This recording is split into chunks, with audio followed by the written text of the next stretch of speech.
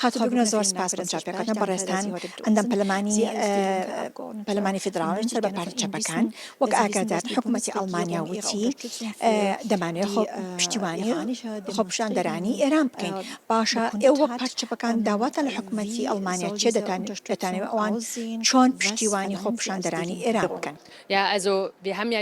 بەڵێ وەکەمە ئەو دیت بە حەزاران مرۆڤ دەرکەتن سەر کۆڵانان و ڕژیم باوایەکی هۆڤ لە هەمبەریڤان مرۆڤان تەفدگەرە بە حەزاران مرۆڤ هاتن کوشتن راپۆر vêyekê nîşan didin û em wekî partiya çep li cem wan kesanin ku xwepêşandanê dikin û em daxwazê ji hikûmeta federal dikin ku zêdetir ji gotinên neciddî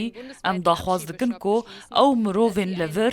nexwazim li Almanyayê bêne parastin divê biryara rawestandina dersînorkirinê li seranserî Almanyayê bêgirtin û bernameyeke wergirtinê ya mirovî bêpejrandin bi vî awayî mirovên ku duwarê siyasî da çalakin li vir xwedî paşerojek û ewlehiyekê bin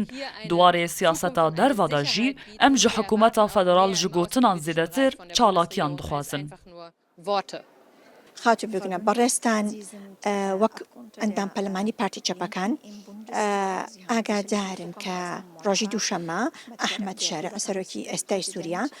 بڕیارە لە بەرلین پێشوازی لێ بکرێت لەگەڵ ڕاوێژکاری ئەڵمانیا کۆبێتەوە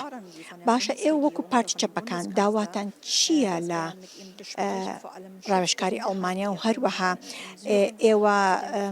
ئاگادارن کە ئەو کۆمەڵکوژەی بەسەر کورتا لە ئەلێپۆ سەبارەت بەوە دەڵێن چی کە ئەڵمانیا بێدەنگ بوو بەرامبەر بەو کۆمەڵکوژیە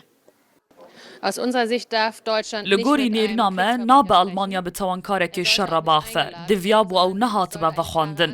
lê belê divê peyameke zelal jê re bêşandin ku dawî li komkujiyên li dijî Kurdan bîne divê pir zelal be ku Almanya li cem Kurdan e û bi tu awayî nabe vegerandin yan jî dersînorkirin ji bo Sûriyeyê çê bibe em wekî partiya çep vê hevdîtina bi colanî re şermezar dikin û dibêjin divê ev yek pêk neyê.